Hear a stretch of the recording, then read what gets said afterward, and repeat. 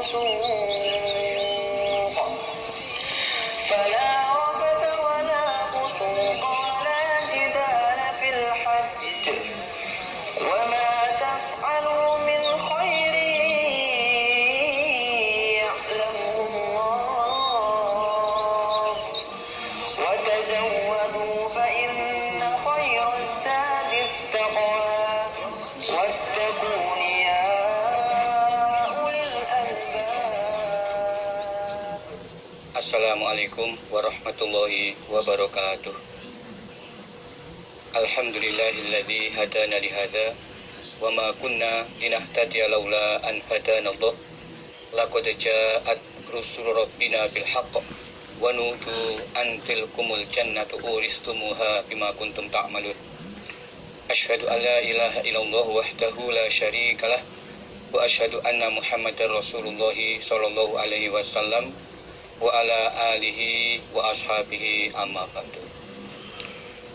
Para bapak, para ibu, para saudara jamaah yang kami hormati, alhamdulillah kita selalu menghaturkan puji syukur kehadirat Allah Subhanahu wa taala atas limpahan karunia yang tidak henti Allah anugerahkan kepada kita, terutama atas nikmat Allah yang berupa hidayah, sehingga kita dapat menjalankan kewajiban beribadah kepada Allah dengan menjalankan agama Islam yang berdasarkan Al-Quran dan Al-Hadis.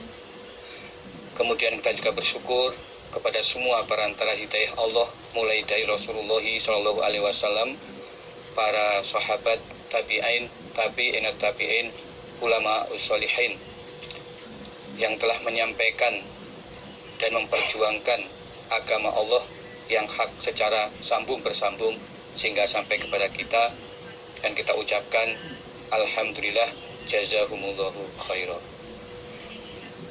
Selanjutnya kita teruskan pengajian Kitabul Manasikil Hajj sampai halaman 89.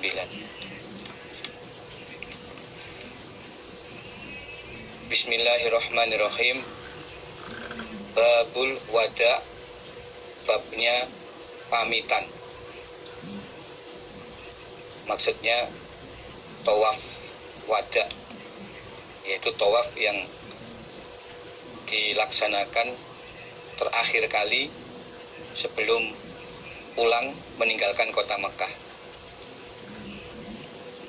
Haddasana Nasr ibnu Ali, haddasana Sufyan an Sulaiman al-Ahwal an Tawus an Ibni Abbas qala, berkata Ibnu Abbas, kana ada siapa an-nasu manusia, yang sorifuna bubar mereka, maksudnya pulang, fi kulli wajhin, di dalam tiap-tiap arah atau penjuru. Di orang-orang yang selesai melaksanakan ibadah haji pulang ke negerinya masing-masing dalam segala arah. Faqala, maka bersabda siapa an-nabiyyu sallallahu alaihi wasallam, la yanfironna, jangan berangkat pulang sungguh, jangan berangkat pulang sungguh siapa ahadun, seseorang, hatta yakuna, sehingga ada apa, akhiru ahdihi, akhir masanya orang atau akhir waktunya orang adalah at-tawafa, tawaf bil bait, di Ka'bah. Ketika Nabi melihat orang-orang yang selesai melaksanakan ibadah haji akan pulang ke negerinya masing-masing di berbagai penjuru, maka Nabi bersabda, janganlah seseorang dari kalian berangkat pulang sehingga di waktu akhirnya dia mengerjakan tawaf di Ka'bah. Jadi janganlah seseorang pulang sebelum di akhir waktunya dia mengerjakan tawaf di Ka'bah. Nah, tawaf ini disebut tawaf wada, yaitu tawaf pamitan.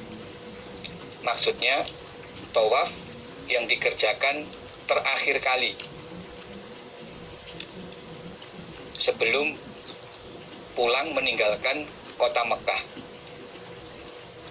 Jadi selesai mengerjakan tawaf wada, maka kemudian bersiap-siap untuk pulang ke negerinya masing-masing.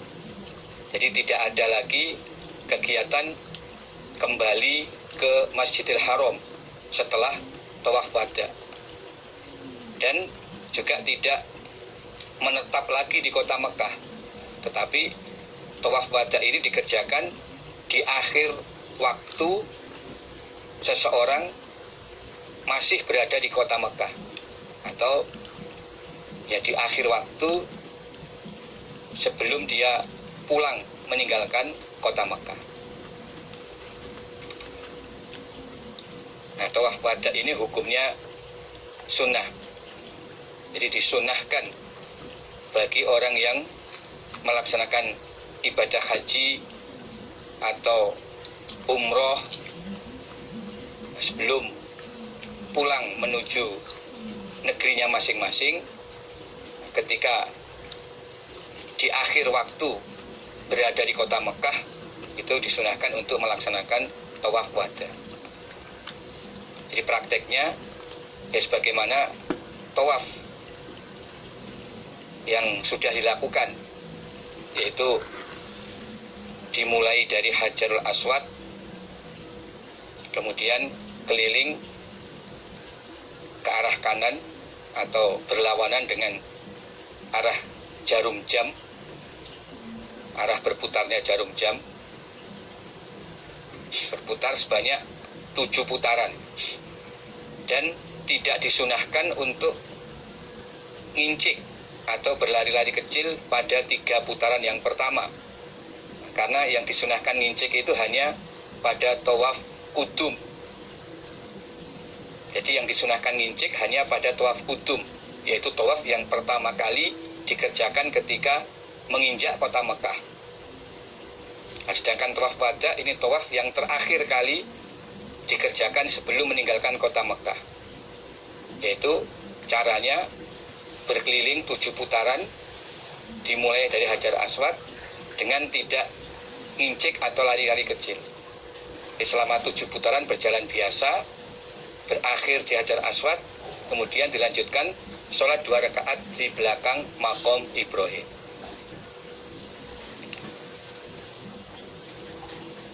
Nah, demikian prakteknya tawaf wada. Babul haidi, babnya perempuan yang haid. Takhruju, keluar siapa perempuan, ba'dal ifadoti, setelah tawaf ifadah. Tawaf ifadah, maknanya ifadah adalah bubaran haji. Jadi tawaf ifadah ini merupakan rukun dari ibadah haji. Tawaf yang sebagai rukun dari ibadah haji adalah tawaf ifadah. Dikerjakan mulai tanggal 10 Zulhijjah sampai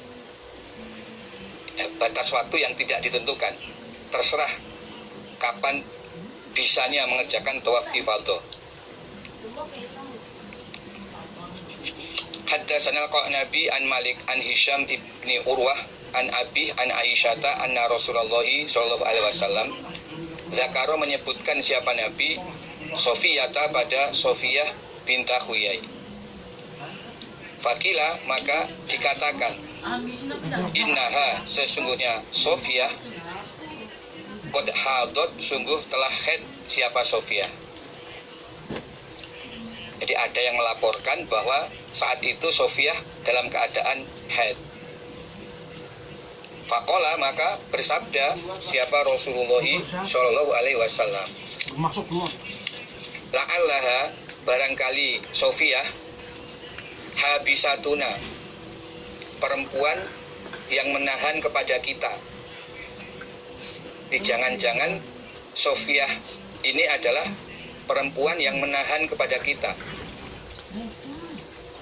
Maksudnya, kalau Sofiyah haid sedangkan dia belum mengerjakan tawaf ifadah, berarti kita semua harus menunggu sampai Sofiyah suci dari haidnya, kemudian bisa mengerjakan tawaf ifadah. Jadi saat itu Nabi belum tahu apakah Sofiyah haidnya sesudah tawaf ifadah atau belum. Nah, seandainya Sofiyah haid sebelum tawaf ifadah, berarti Sofiyah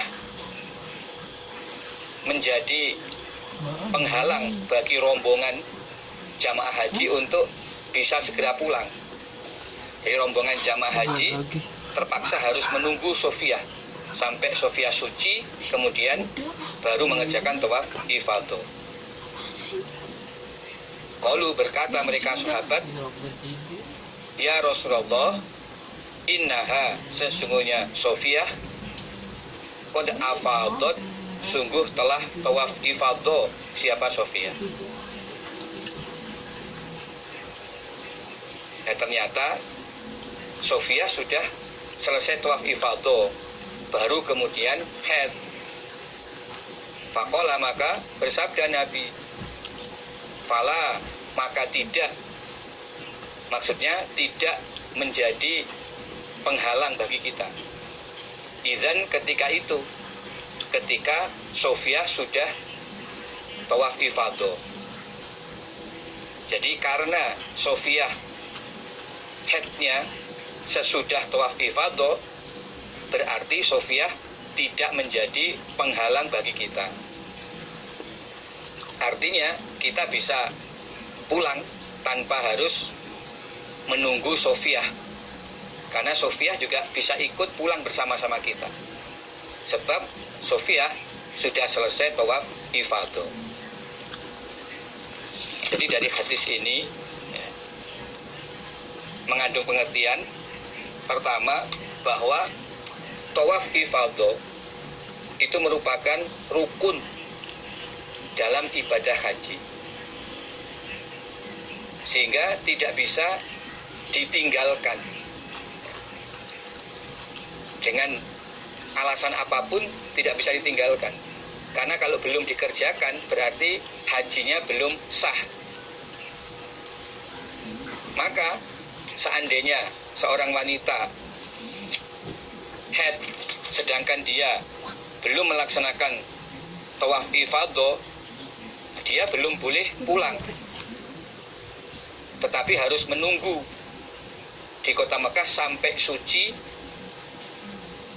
kemudian bisa mengerjakan tawaf ifadah, baru boleh keluar meninggalkan kota Mekah untuk pulang.